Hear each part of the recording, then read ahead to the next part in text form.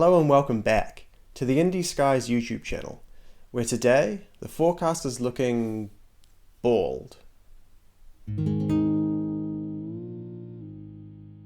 Most well known for the album reviews he posts on his YouTube channel, Anthony Fantano, or theneedledrop, is a music critic who has built a substantial online following. And he generally has good taste.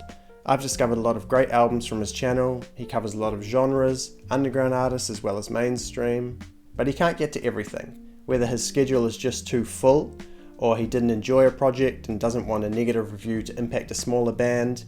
Every year, lots of great projects get missed. And we're going to be talking about the best of those for this year. Anything that was released in 2025 that Fantano didn't officially review is fair game. I'm going to flash up a bunch of honourable mentions in a sec, then we're going to get into a top 30 list.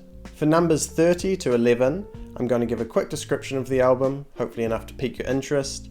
Then for the top 10, we'll go a little bit more in-depth and play a snippet of my favourite song from each album. Hopefully you discover something new. Let me know what I left off the list that you've been loving this year.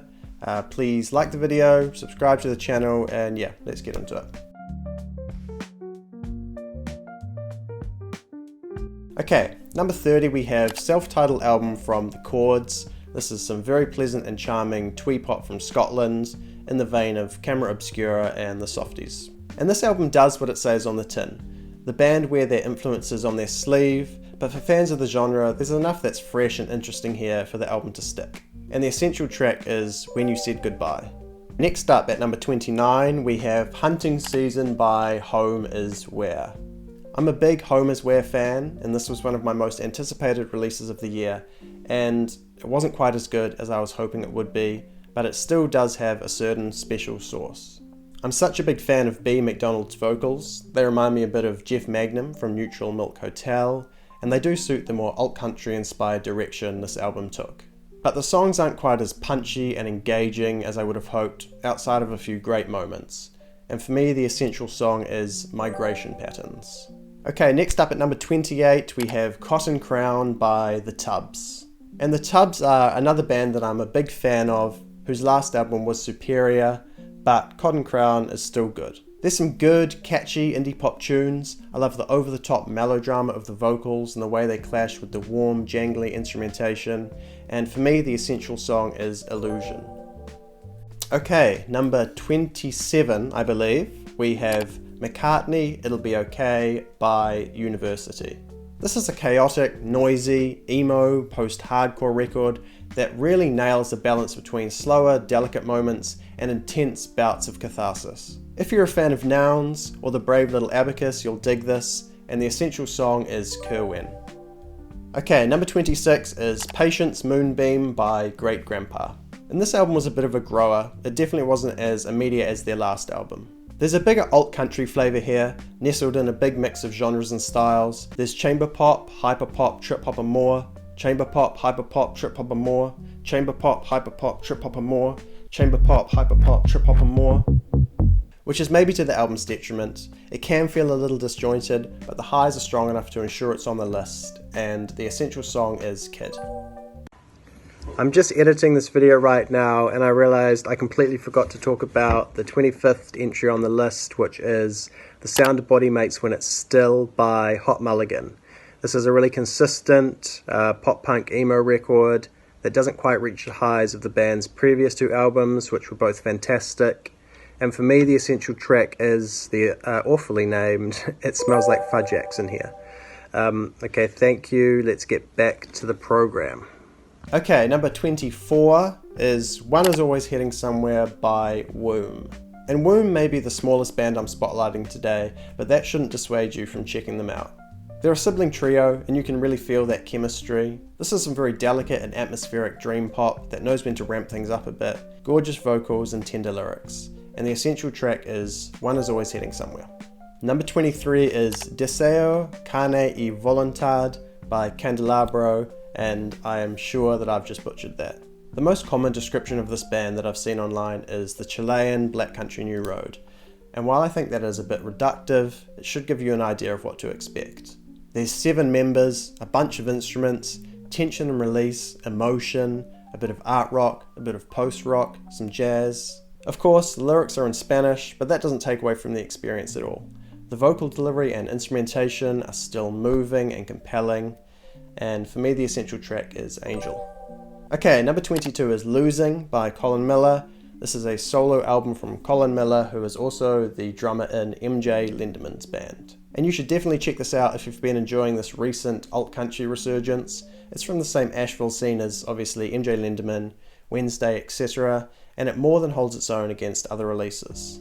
It's warm and melancholic, there's more of a slacker vibe, but there's some pretty personal and emotional songs, and for me the essential track is Cadillac. We move on. Okay, number 21 is Trash Mountain by Lily Seabird. Lily Seabird is a really underrated alt-country singer-songwriter, and I'm sure she's going to have her breakout moment sooner or later. She has a very unique voice with a lot of twang and bite, and she tells really interesting stories. I think she could be more consistent across a body of work, but on each album there's a handful of really special tracks. Trash Mountain, 1 PM in particular, is one of my favourite songs of the year. Okay, number 20 is Jellywish by Florist. I've been a fan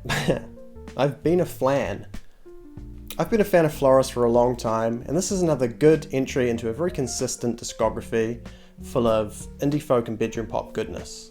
You're always going to get some beautiful lyricism and imagery on a Florist album, and this is no different, and the essential track is Have Heaven. Okay, next up, breaking into the top 20 now, number 19 is the self-titled album by Racing Mount Pleasant. This is another band that I've seen compared to Black Country New Road, and again, that comparison feels a little reductive, but also understandable. Again, there's a bunch of members, a bunch of instruments, art rock with some genre experimentation. It's natural that those comparisons would emerge. Beyond that though, this album more than holds its own. It's pretty, it's light, it can sound massive, it's tender, it can be a bit theatrical, which is hit or miss for me, but the good songs here are really good. The essential track for me is Call It Easy. Number 18, we have Blue Healer and Ugly Snowlight, Grey on Grey on Grey on White by Kitchen. This is lo-fi indie rock with some folk and slowcore elements. This album is 80 minutes with 20 songs, which is a bit daunting, but I found that it didn't really bother me after I became familiar with the track list, and it's really worth the investment. You're getting expressive and emotional vocals and some really interesting songwriting, showcasing an impressive range, and for me the essential track is Days As Long. Okay, next up, number 17, we have Shallow Water with God's Gonna Give You $1 Million. This is a super cool, super tight slowcore album. And again, like a lot of albums this year, there's some alt-country influences and they work really well. The album is packed full of surprises and switch-ups, and the pacing is really good, which is kind of key for good slowcore. I like the delicate vocals and how they contrast with the instrumentals, which are great and can sometimes get pretty heavy and noisy.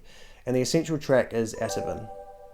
Okay, number 16 is Rarely Do I Dream by Youth Lagoon. Dream pop outfit Youth Lagoon released a pretty good comeback album last year, and 2025's Rarely Do I Dream is just as good, if not better.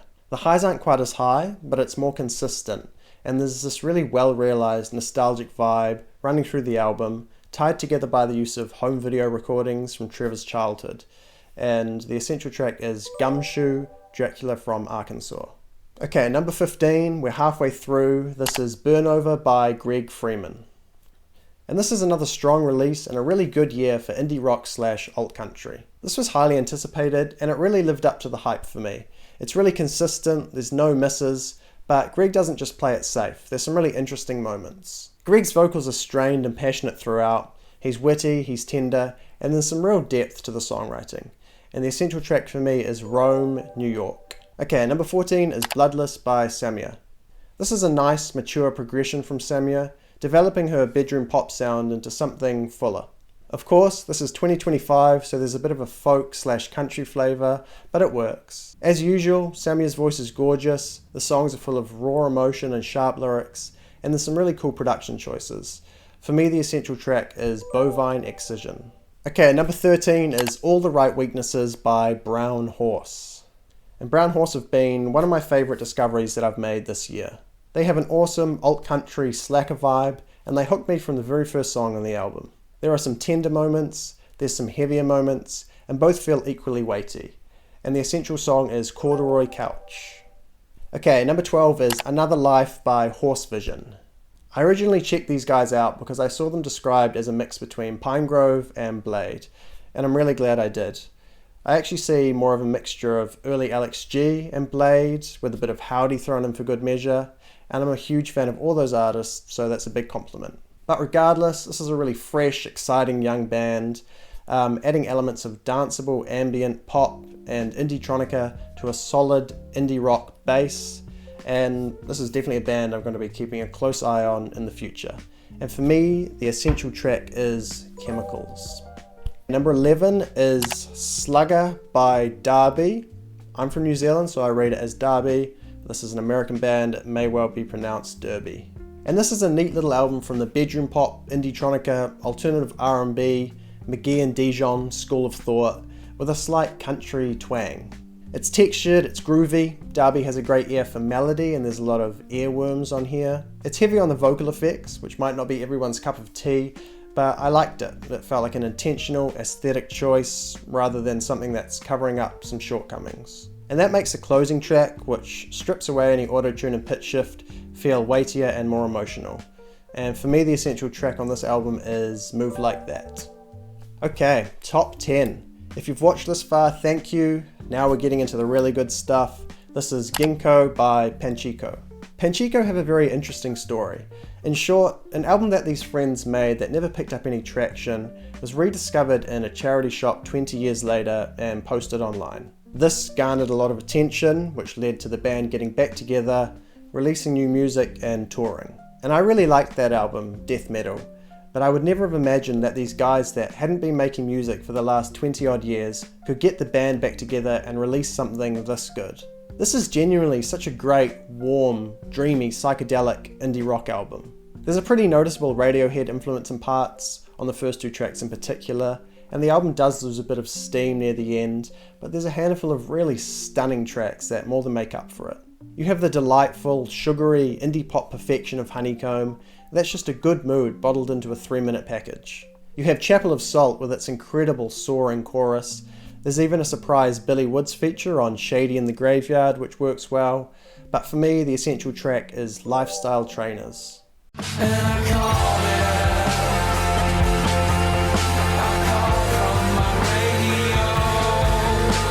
Number 9 is I Love People by Corey Hansen.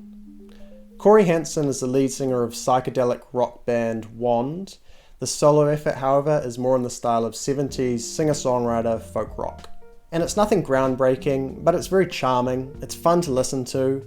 It's quite a simple album, or maybe earnest is a better word, but it was love at first sight for me. I was hooked from the first song, Bird on a Wire. It's a warm, familiar, open tune that sets the tone of the album well. The second track, Joker, is another highlight, with its spaghetti western vibe, its dramatic hook, and the tongue-in-cheek Batman reference. And the third track, I Love People, is a conceptual reference point for the album. It's a bit kitschy, but in a good way. It doesn't take itself too seriously. That's one of the things that makes this album so great. It's light-hearted, it's full of funny and interesting observations, characters and stories. There's a song about an old policeman who has lost his touch. The song Bad Miracles is about the possibility that you could have an accident at any time, lightning could strike you from a cloudless sky. But I think the best song on the album, the essential song, comes on one of the quieter moments with the track Lou Reed, which is a touching tribute to the legendary musician. New York City has been living in my dreams once again. Okay, number 8 is the self-titled album from Alan Sparhawk with Trampled by Turtles. For those who are unaware, Alan Sparhawk is one half of the legendary slowcore band with his late wife Mimi Parker. I'd just like to quickly say rest in peace Mimi, she was an incredible musician and Low have made some of my favourite albums of all time. And this is the second album that Alan has released since Mimi's passing in 2022, and this time he's backed by bluegrass band Trampled by Turtles. This is a very emotionally potent release. Alan's grief is palpable at times, particularly on the song Heaven, where he's essentially asking Mimi if she'll wait for him in heaven. It's always hard to digest and talk about art that deals with trauma so explicitly, but with the acknowledgement of that context, I'd still like to talk about how great this album sounds. With the inclusion of Trampled by Turtles, Alan's sound moves more towards Americana and chamber folk. It feels very intimate, the strings throughout are beautiful. There's a lot of really strong hooks which give the song's identity. For example, Don't Take Your Light, which, though somber, will get stuck in your head for days. The chorus of Not Broken, It's Not Broken, I'm Not Angry, sung by Mimi and Alan's daughter Hollis, is vibrant and devastating. There's calm, sparse moments throughout the album, and these contrast with vocal and instrumental swells. A cathartic highlight of the album is the screeching, howling fiddle on Screaming Song. It's so visceral. It's the perfect closer for a song that begins with the confronting lyrics, "When you flew out the window and into the sunset, I thought I would never stop screaming." And this is my pick for Essential Song.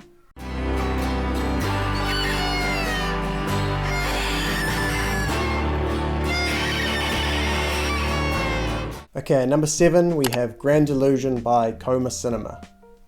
Coma Cinema are a special band for me. Blue Suicide in particular is a classic of that early 2010s lo-fi indie era. This is their first album in 8 years, and I hadn't really expected to get any more music from them. Back in 2017 they announced that they were ending the project, so this was a nice surprise. And this album is really good. I'm surprised it hasn't made a little bit more of a splash. This is Matthew Cothran's project. He has a number of bands. You may be familiar with Elvid Depressedly in particular, and I've always loved his voice. It's imperfect, but it's warm, it's always felt soothing, and it's a big highlight on this album, as is the writing. This album explores themes of addiction, empathy, forgiveness, and there's some really interesting concepts and motifs. The songs memorializing painter Thomas Kincaid and adult film actress Olivia Lua stand out in particular. There's also this wry, humorous tone running throughout the album, exploring the idea of humor as a coping mechanism, and this is most explicit on the song Write Something Funny. The production is cool too. There's lots of great layered sounds, strong melodies. It feels more mature and developed, cleaner, richer, which may not be to the liking of fans of the early lo-fi stuff, but I think it works. The soul of Coma Cinema is still there, and for me, the essential track is Olivia Lua's Grand Delusion. And I know you felt the callousness of God and all our suffering, as if God had no empathy. Okay, and for number 6 we have Apiary by Ginger Bee. And for this album, I'm just going to read out a review that I saw on Rate Your Music because it made me laugh, but I think it also points to a key sticking point that some people may have with this album. Okay, and I quote, "There's something really good here, some lush, sloppy, hyper-paced grooves echoing the direction of classic indie pop from the 2000s. We got strings, we got synths, we got horns, we've got the whole chamber, blissful. And then she just starts shrieking. Why? Why would you do it? It sounds awful. I ran it by my family and I was like, hey guys, what do you think of this song? And they were like, oh, this is awesome, what is this? And then she started screaming and they're like, oh, that's why you played this to us. It's like painting a stunning masterwork and then taking a big shit on it. All jokes aside, there is a very unique mix of sounds and genres on this album, and I can understand why you'd be put off by the screaming, but for me that's what makes it special. The contrast with the prettier, bossa nova, chamber pop moments is so chilling and feels like a really worthwhile payoff.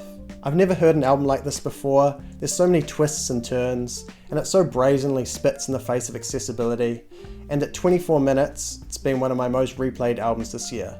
I could pick basically any song for the most essential track, but I'm going to go with Pinhole Blanket Sun.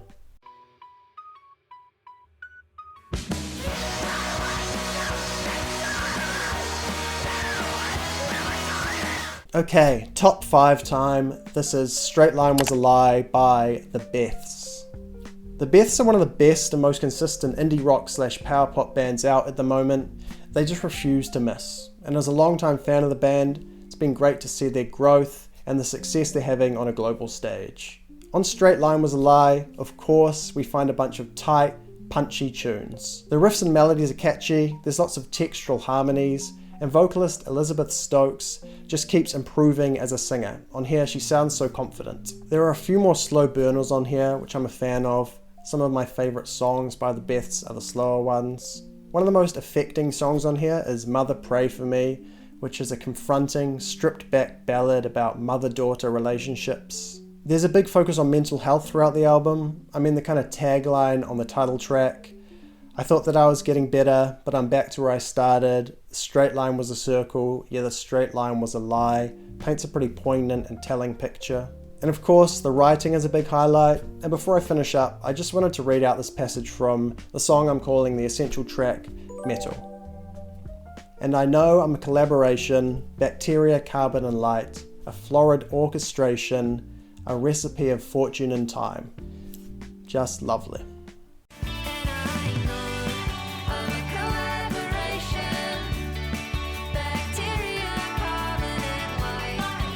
Okay, number 4, we have The Yips by PTUSA.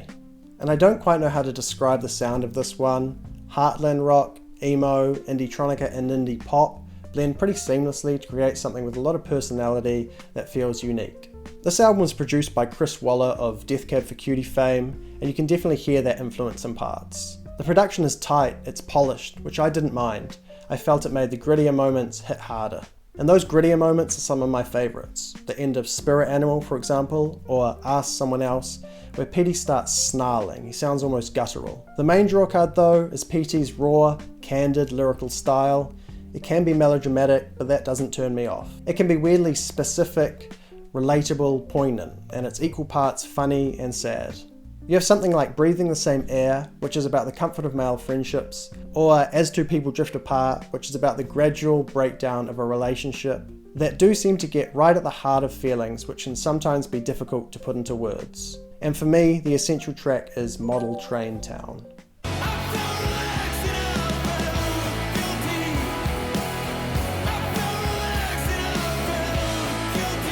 Okay, number 3 is Get Sunk by Matt Berninger of The National.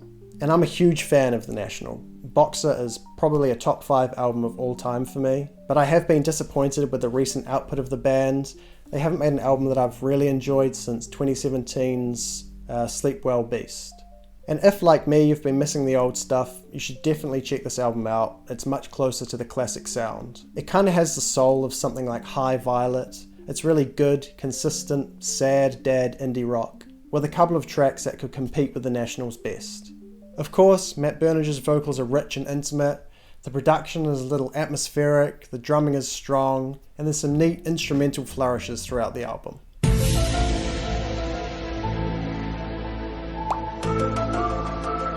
To start, Inland Ocean is such a gorgeous, moody opener. It feels so finely crafted, it's a really well written piece. A lot of these songs sound like more music from The National, as opposed to their own unique thing. The song No Love, for example, sounds like it could have come from the studio sessions for Sleep Well Beast, but that doesn't bother me. And to be fair, there are a few new ideas on here. I've never heard The National make a song like Breaking Into Acting or Junk before. Also, the almost spoken word vocals on Nowhere Special feels like something The National have maybe touched on before, but it's nice to see that idea explored further on here, and that song is really great. It's funny and self-aware. But my essential track, one of the best songs in any genre of the year, is Bonnet of Pins.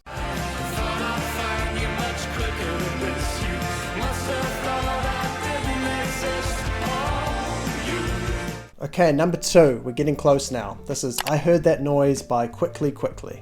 If you like singer-songwriter indie folk and you haven't heard of Quickly Quickly, then you need to tap in expeditiously. Graham Johnson's writing feels personal, it's accessible, bordering on cliche at times, but dealing with some really complicated feelings. For example, the song Raven, with its really esoteric, vivid imagery, reminds me of something from Alex G or Phil Elverum of Mount Airy. And on the topic of Phil Elverum, a lot of people try and copy his whole thing, but I don't think I've ever heard it done as well as on the closing track of this album, You Are. But the production on this album is so good. It's textured, it balances noise, ambience, electronic elements, and it really amplifies the tender vocals. There are so many standout moments and details, elevating these songs from good to great. For example, when the instrumental gets super crunchy at the end of I Punch Through the Wall, and the vocals get buried, God, it sounds so good, and it's a perfect way to end what had been such a delicate song. Or the harmonies on the chorus of the song Anything, It feels like Graham has a real knack of knowing when to add that little flourish, the little switch up. And this was tough to choose, but for me the essential track is I Punched Through the Wall.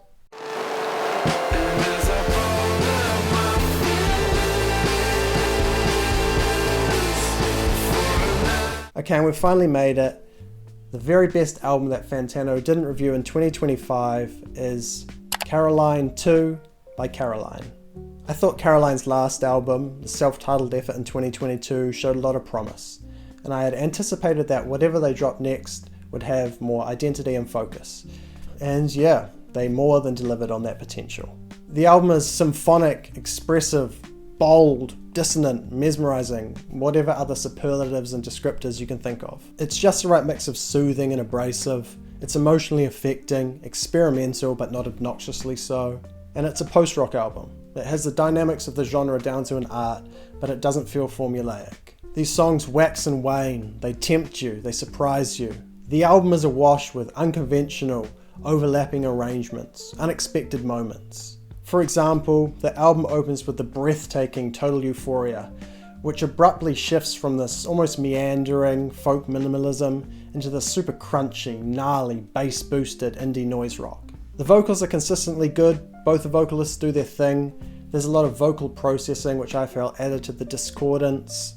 I love the auto-tune on the song You Are Only Your Aching. I felt it really added to the warm, wistful atmosphere of the song. My favourite song though is a Caroline Polachek collaboration, Tell Me I Never Knew That. Oh man.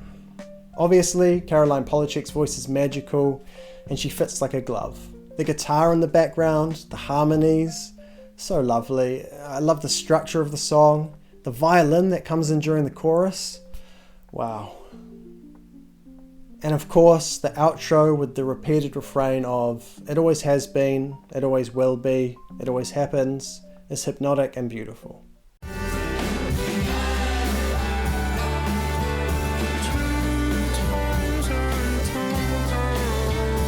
Okay, there we go. There's 30 fantastic albums that Anthony Fantano did not review in 2025. I need you guys to let me know down below any that I missed, your favorite out of these 30. Please like the video, subscribe to the channel, and I'll see you next time.